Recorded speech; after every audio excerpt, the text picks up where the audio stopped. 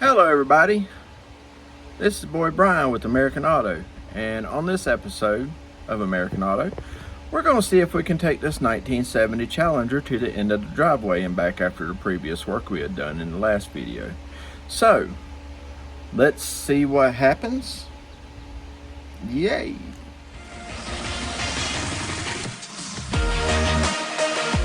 Well guys, we took it down to the end of the driveway and back. She popped on me once. I think we still have fuel pump issues. I don't think it's getting enough fuel pressure, but let me show you. So we got her out, torqued the wheels down and all that before we took off. Brakes work amazing. Brakes are great. Barely touch, they stop. They do everything they're supposed to. Them big old back wheels, shoot. And she's peppy. She sounds amazing. But, like I said, she'll crank up, but when you give it any amount of throttle, it wants to pop on you. So we're going to get back to the flow test part again, or just go ahead and upgrade to a better fuel pump for this car since it is the Fitek.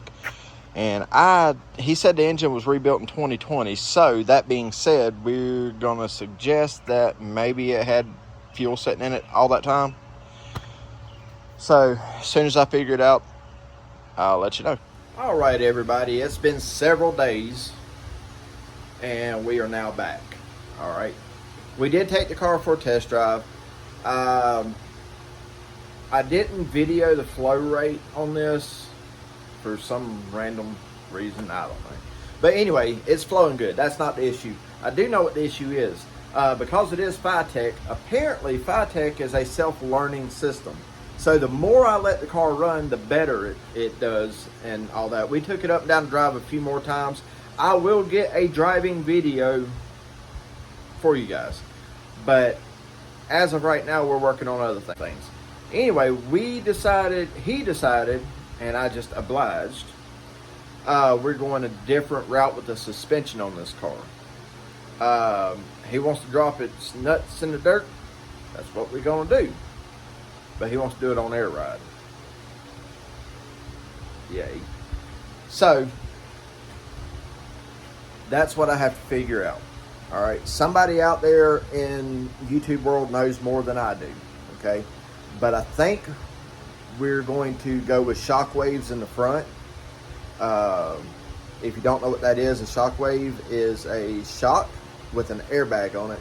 It gives you like 5 inches of travel up and down. So we're going to have to go with Shockwaves in the front because of a torsion bar setup.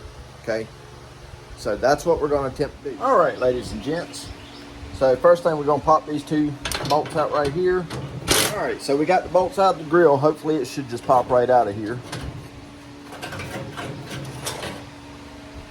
There it is. Look at that beautiful grill. Guys, they just don't make stuff like this anymore. Like, that is just gorgeous. I love that. Yep. It's beautiful.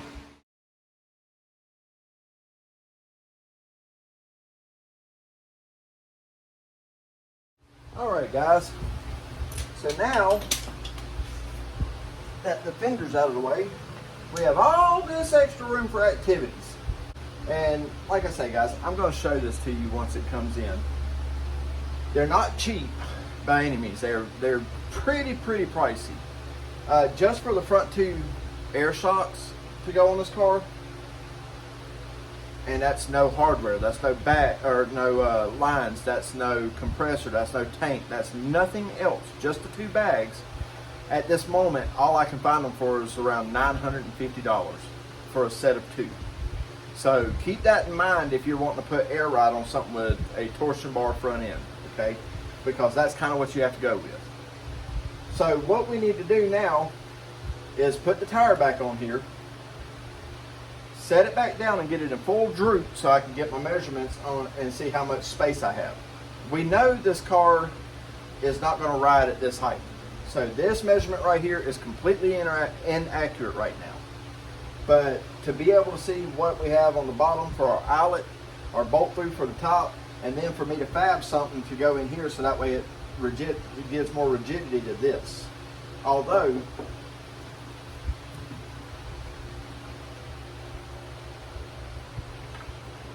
that might be okay. Because that's all, okay. Yeah, that might work. I might not have to fab anything at all.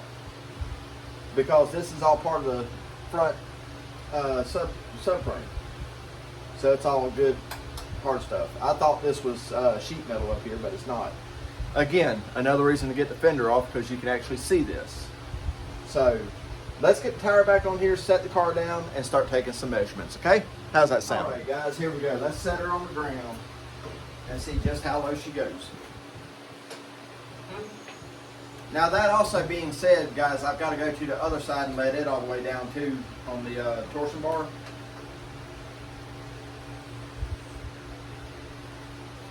Because we want it at full droop.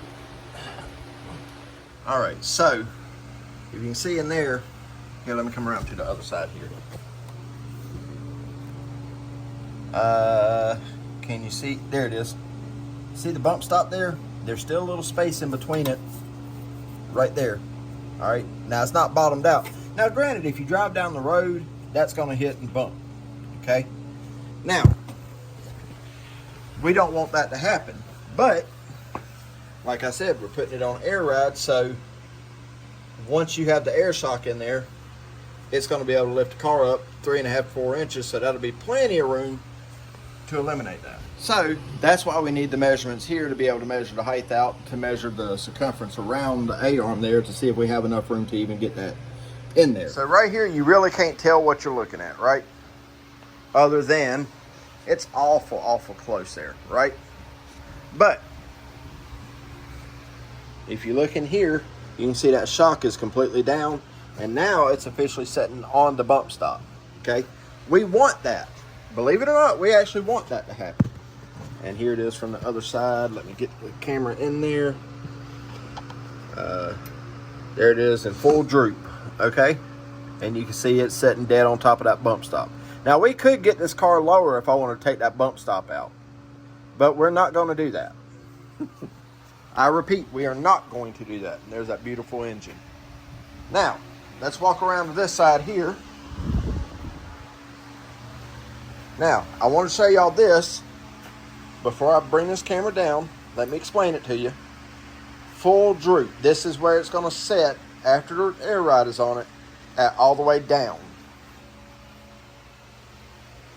Look how tucked in there that wheel is. Like, I have to put my hand all the way up. Now, granted, we got room around the fender, okay? And when it's on air, this will come up enough that the wheel will be able to turn, okay? That's the good thing. But as of right now, the top of the wheel is all the way up in there. So she tucks really nice. Which if you look, the rear does too. The rear's tucked all the way up in there as well. Now granted, I got it up on the rollers right now just to be able to move it around inside the shop. But this tucks all the way up in there as well. So, yeah. So guys, if you hadn't figured it out yet, this car is getting set up a Pro Touring car, okay? Now, I'm not exactly a Pro Touring fan. I mean, I love the way the cars look, but generally, Pro Touring is all the same group of people, generally. They want everything all tied into one car, okay? And I'm more build it as a hot rod to drag race and take out and enjoy, drive on Sunday, stuff like that. But I'll go ahead and tell you, ladies and gentlemen, there is not another 1970 Challenger set up as a Pro Touring car on air ride. Not right now, there ain't. But there's about to be. And you're going to get to see it right here on American Auto, because no one else is doing it. So, yeah, this should be fun. All right, so guys, I decided to go ahead and start working on this window channel a little bit and getting it straightened up some. As you can see right there, it was all bubbled up and cut out, and up in here, a bunch of holes in it. It looks the same pretty much all the way across. You know, some of them holes are supposed to be there, but not that many of them. That Swiss cheese there and all that, So what we're doing is we're grinding it down back to good metal and then welding back in its place. And if I have to cut out a section to add metal in, well, I will.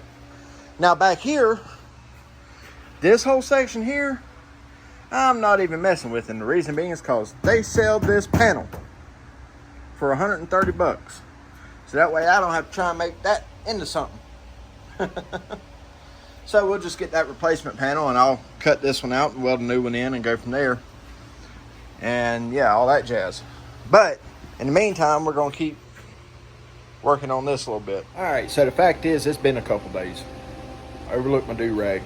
It's actually one of them stupid COVID face mask things, but it works good for not pinching what little bit of hair I've got in the welding helmet. Anyway, guys, so I've been really busy at it today. I'm nowhere near done, but I will show you what I've been working on. I know. It don't look like 100%. I don't need anybody jumping into comments and telling me that. But I'm not done yet either.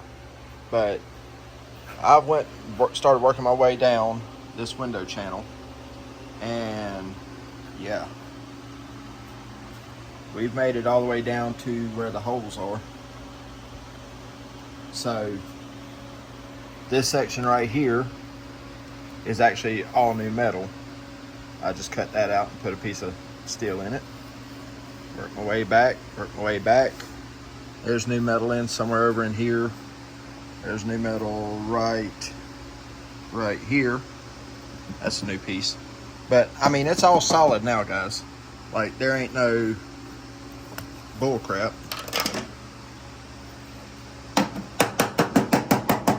See, we're solid. So now I'm going to continue on moving on down. But that's what we've got left. And like that big section right there, I'm not touching it. It's good. I've got to fix that hole there and these holes here, and then move over to that corner, and then good. The window frame is done. All right, guys, I'm excited. Today is the day. Most of the air ride has made it in. Now, that was the important part. This guy right here is what's going to take the place of that, hopefully.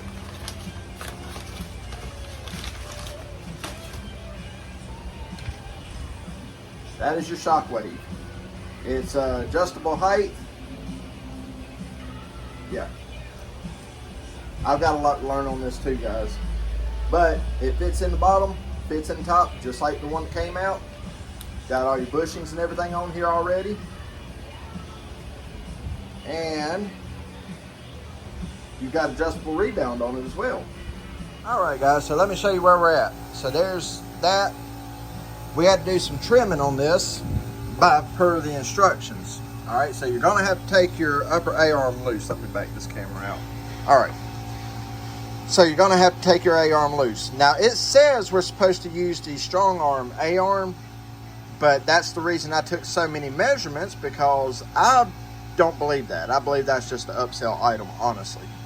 Now, so right here, you have a channel that goes right here. You can see where the base of it goes right across here. But it's a U shape right here, all right? That's actually for your bump stop, okay? Now, you have to take this out and grind it flush. Along with that, you also have to take your upper stop loose. Now, I'll clean that up, make it look a lot look better, but we're gonna leave that plate on there. Now, what's left is, you can see I've got this marked out right here, because I've got to grind that down per the instructions. So that's one thing I will say, guys.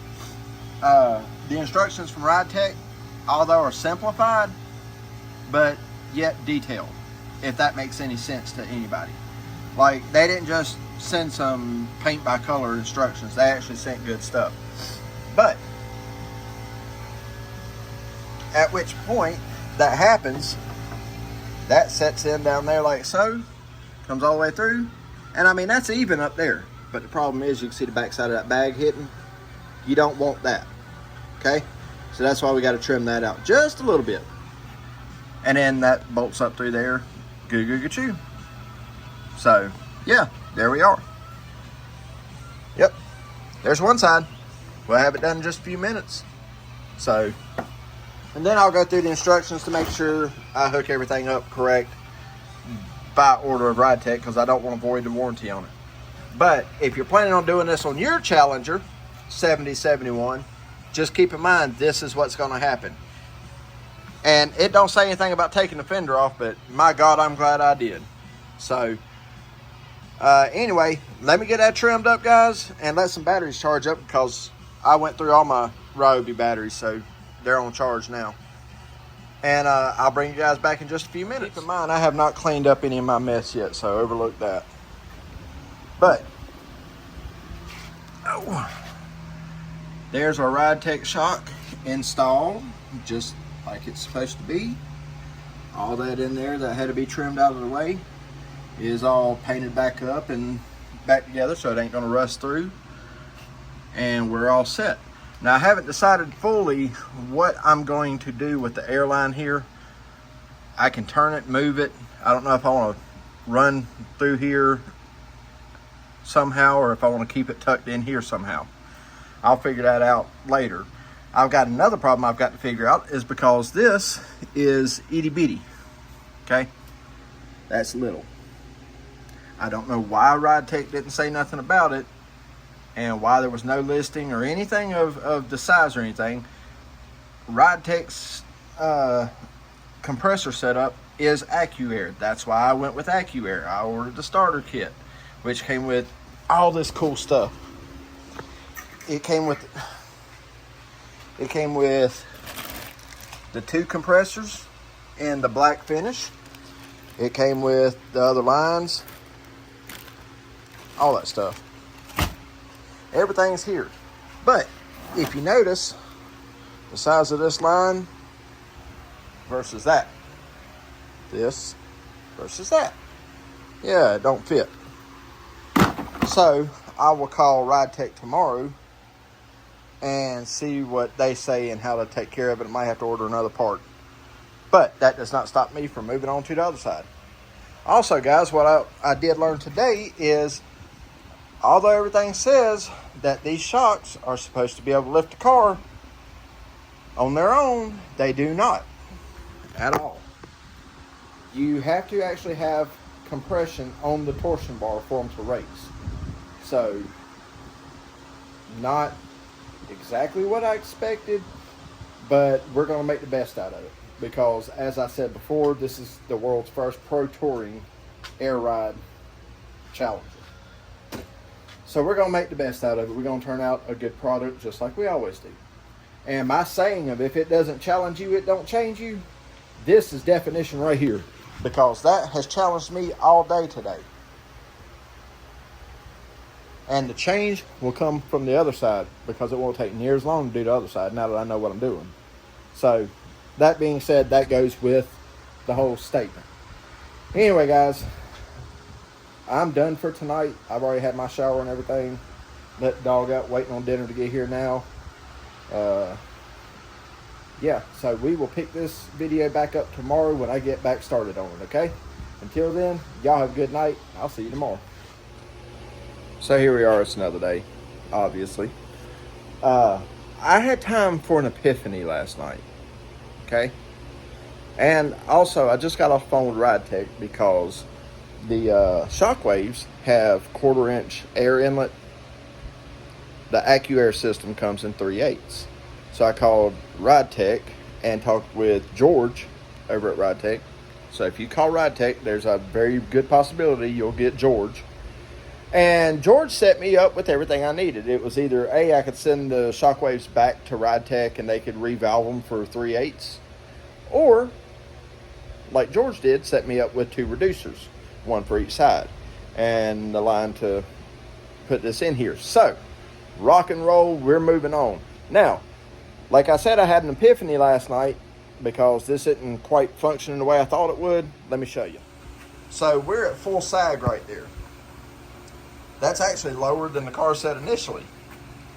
So what we're going to do is we're going to unbolt the top and let the whole thing come down.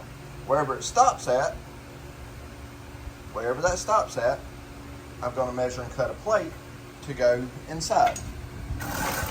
I've got some big 1/4 inch steel out there, so it'll work out perfect. But we're gonna drop this down, all the way down, okay? We'll drop this whole thing all the way down. It should stop about here. So we'll put a piece of plate in here, in that area, and weld it in all the way around, okay? That should give enough movement, should. We're gonna double check everything, but I think that's gonna be the idea there. And that will take care of that issue.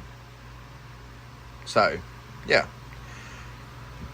So I'm gonna get started on that, and I'll bring you guys back in a minute. All right, guys, so, yeah. To break this down, I had to take this whole side over here back apart because, yeah, there just wasn't enough height travel in the shock to do everything I needed to do. So we go over here and we transferred it over to CAD, Cardboard Assisted Design, CAD, and then we put it on metal. So we've got driver's side here and passenger side there, and then I have to cut all that out. I know it don't look all that great, but guys, it'll be fine. Promise. Promise. So that overlap right in the middle, not a big deal. But I've got to finish cutting this, and oh my God, it takes so long to do it because this is thick stuff, right? We don't want no thin stuff going in there, so we need it to be thick. So we got the thick stuff, and once I get these cut, I'll have the one for each side, test fit it. Once it fits, we'll weld it in, and then rock and roll from there. All right, guys, it has been some days. I've been working on this for like 3 days because nothing's ever as it seems. Now, I don't blame RideTech for that. This is new territory for all of us, okay? Now, I've got to take these measurements and figure it all out and kind of give a rough draft idea of this guy here to send back to RideTech so they can critique it, because I'll show you. Yes, I know the jack is still under it. I need it there. But that's the setup, okay? We still have this torsion bar under there, and you can see how low them headers sit. Overlook that flap hanging. That's got to be put back. But see that bar going across? That's 3/8 hardened steel, and it's completely welded in. And yes, there's angles that you have to figure out to keep your shockwave perfectly straight, okay? But also, they recommend that you use the strong arm, upper A arm for this. Because I'm using a shockwave, I've got plenty of room around that, so it'll operate up and down without touching nothing. All right. But if you go with a double bellows bag that's more like that on top of that, then you'll need that strong arm for sure. Those parts are an additional $500, but we're going to do it without it because we can. So let me show you how this guy operates. All right, that would technically be full drop, right? Which is really good because that puts us right about where the stop was anyway, right? So that's full drop. Now watch as she goes. When you hit your switch, it's gonna push that down, and that's gonna go just like that. So we have full range of operation, a whole 3.5 inches. Yeah, I know it's not much, but you get what you get when you do this kind of thing. And also keep in mind on top of these, now I've got to drill through the top of the shock tower just a little bit to open this hole up, but so that way we can get our cap back on there to adjust compression and rebound, okay? But that's going to put our air line coming out of here, going right through the shock tower and through here. So there's this side. It only took 3 days to do it. We're going to go ahead and get this other side knocked out. That's what this other plate's for. But we're going to get this other side knocked out and get it put in on the other side and get all that cleaned up, painted up, fixed up, cut off, all that stuff, and go from there. But I'm going to go ahead and slap the tire back on this side, and yeah, I kind of want to see just how low it sits. So just out of curiosity, I just want to see how low it is. But anyway, so I'll get the other side done and then I'll bring you guys back. All right, ladies and gentlemen. So, as you can see, we went ahead and powder coated that brake caliper with the Rust-Oleum powder coat brand. That's done. Kind of a glossy finish on there. But we kind of putting the Shockwave through its paces a little bit. And I mean, I'm not putting full pressure on it because it's not sealed yet. But let me try and show you guys just how this thing functions. I'm just going to run in this fitting right here just a little bit.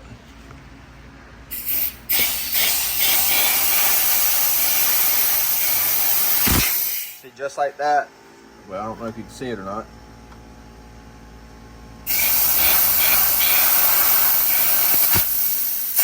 See, just that little bit, and it's already trying to raise the car up.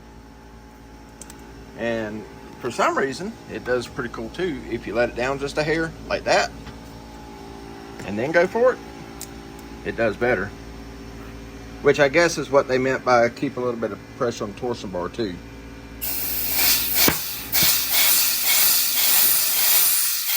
See, it's trying to raise the car like that. So, it's doing its thing. We're going to add a little pressure to the torsion bars, and the torsion bar will help it spring up as well. So, I just want to show you guys that this is a really cool setup. I like it. And even with all that, we still have room around the A-arm and everything. So, rock out. All right, ladies and gents. So, we've gotten, as I showed you before, we've gotten this all the way across to the other side. Now we'll go over to the other side here. It's been a busy day today. I had to put a new air conditioner in. But now I'll show you where we're at over here, what I'm cleaning out and getting straightened out so we can put a new windshield in this thing. So, right here, that was the last part that was complete. Look at that dude. Ew. That was the last part that was chewed out. And I've already put the piece of metal in the back here. Now I'm putting a piece of metal across the top there. And then I will work my way around down here. Getting down to the good metal and putting it all back together. The magnet's just holding it in there. I've got this in and tilted down to match the contour there. And then we will bring this down just a hair. And I've got it cut just a touch too long, but that's okay because once I weld this together, I'll form it all back out. So, yeah, it's kind of hard to tell what you're looking at there. Let me see. Yeah, all that overage right there on the top is going to get cut out. So we're going to cut this out and put a new piece in here too. And get this all back together. So, yeah. It ain't good. I mean, it's okay. Like this whole section up here, I got to figure out something with that because that goes directly to the dash, or right to the dash pad. But the main goal here for me is to get the rust out because we don't want to leave any rust in there. As long as I can get the rust out, what the windshield can seal will seal, right? But the main thing is getting the rust out and getting new metal where that way it's not open holes. So we're going to get at it, guys. I'll show you when I'm done. All right. It may not look like a brand hammer new one, but for 1970 Dodge, ain't too bad. Like I say, all that's going to be covered up with seal and all that, so that way it is what it is. You can only do what you can do. And the thing is you cannot buy this piece. Just can't. Unless you buy it out of another car, and most likely if you get it out of another car, it's going to be just as messed up as what's coming out. So, not too bad, guys, if you consider it went from looking like that. Yeah. To that. So, yeah. There it is. So, guys, I'm going to go ahead and say it. This video is getting to be a little long. So, we're going to split this up. All right. Just to recap what's going on. We've got the front windshield channel all the way across done. You can see it from over here. We got both air ride shocks in the front. Got our other parts here So I've got to make the plates and the brackets for these, okay, for the rear. One on each side. It's going to sit right under the frame, right on top of the rear end, okay. That's extended. It'll extend more than that, but right there, that's extended. So I need to get my measurements on it collapsed and then weld all that stuff in. So there's still a lot of work to do, guys. But as it stands right now, that's putting the front shocks on, air shocks on. They do function and operate. I got them on both sides. And so we can actually set the front of this car down and drive it if we wanted to. And get the windshield channel fixed. So that's going to do it for this one. And in part 3, I believe it's the next one, is going to be the rear air ride and running the electronics and the digital displays and all that stuff. So the next one's going to be probably the better video.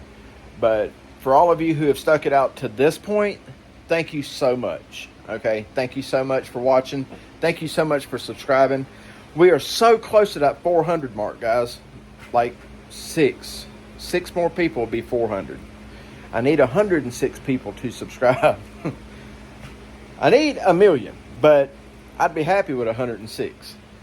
I'd be happy with one more, honestly. I'm thankful for every one of you guys. So that being said, guys, stay tuned for the next one. Make sure you comment, like, and subscribe, and we will see you on the next video. And remember, like I always say, just like this car, if it doesn't challenge you, it don't change you. Thanks, guys.